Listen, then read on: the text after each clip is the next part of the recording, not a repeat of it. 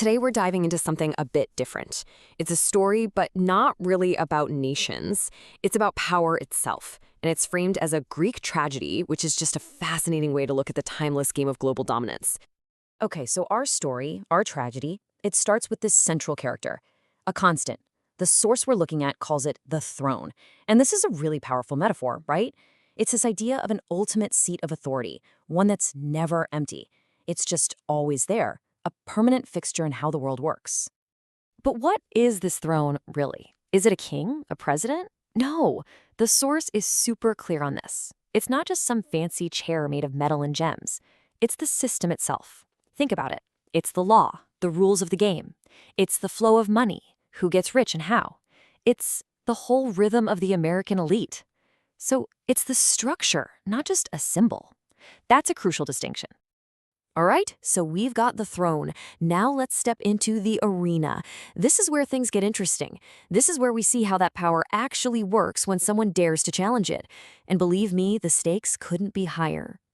And right away, the story gives us this really ominous warning. It's basically saying, hey, you, the challenger, the kingdom that's aspiring to be the runner-up. When you get to that number 2 spot, you might think you're almost at the top, but that's where you're wrong. That exact moment, that's when destiny or the system starts watching you very, very closely. Getting close isn't victory, it's a trigger. Which brings us perfectly to Act 1 of our tragedy.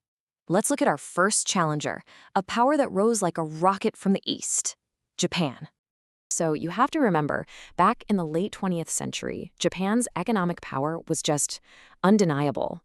I love how the source material describes it, so poetically, as a kingdom of cherry blossoms and refined steel.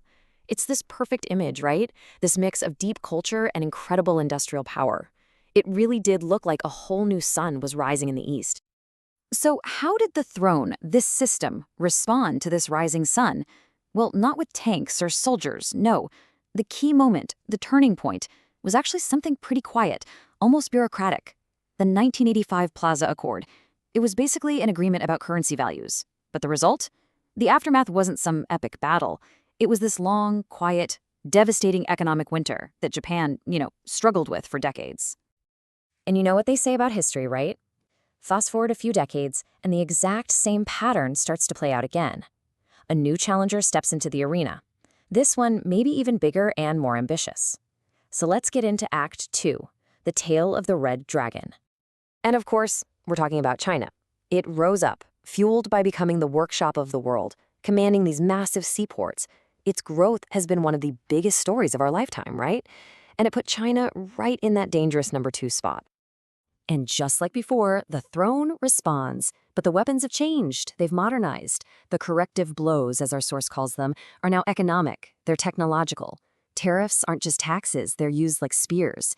Getting your hands on key technology, suddenly that door is slammed shut. And those global supply chains everyone relies on, they get tightened like a noose. Okay, so we're seeing this pattern repeat.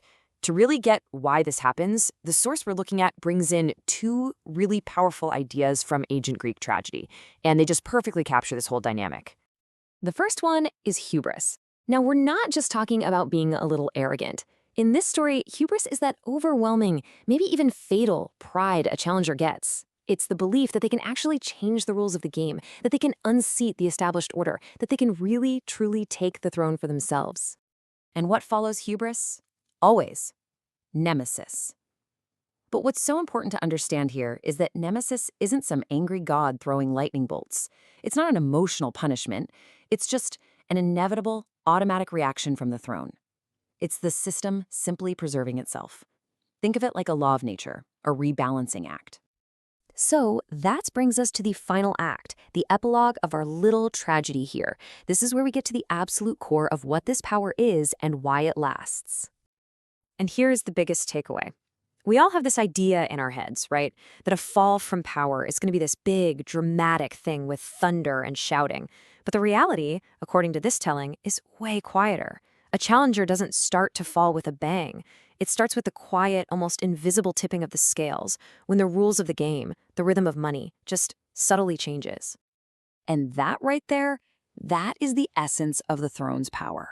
It's not some hot-headed king ruling by emotion. It's a cold, calculating system.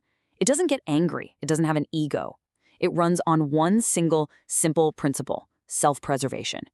It just defends itself, quietly, effectively.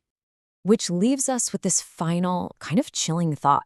In the arena of power, it's not really about how strong the challenger is, or how furious the king on the throne is.